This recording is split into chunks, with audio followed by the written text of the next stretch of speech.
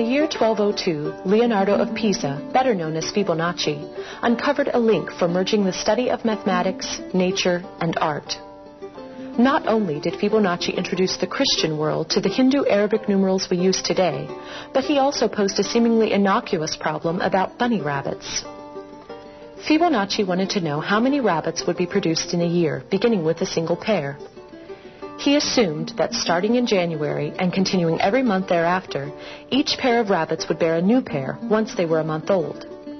As he worked towards a solution, he noticed a pattern emerging. The number of rabbit couples increased in a certain sequence each month: 1, 2, 3, 5, 8, 13, 21, and so on. Each number in this series equals the sum of the two previous numbers. 3 plus 5 equals 8, 5 plus 8 equals 13, and so on. These numbers, growing to infinity, are known as the Fibonacci series. This may appear to be of little consequence, but these numbers would become the key to unlocking more mysteries than a plague of bunnies. For instance, in the field of botany, the structure of flowers is based on Fibonacci numbers. Lilies have a radial symmetry based on 3. Violets have 5 petals. Sunflowers have petals totaling 33, 55, or 89. This phenomenon, not explained until 1993, appears to go beyond genetics to the natural dynamics of growth.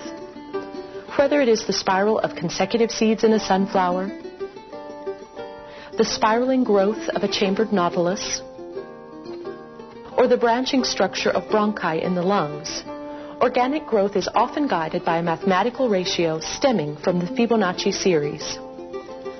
As Fibonacci numbers increase, the proportion of two successive numbers becomes more and more similar. The ratio approaches but never reaches an infinite decimal beginning with the numbers 1.618. This ratio was given the name the divine proportion and was later called the golden mean. Eventually, it was given the abbreviation phi after the initial of the Greek sculptor Phidias, creator of the artwork on the Parthenon.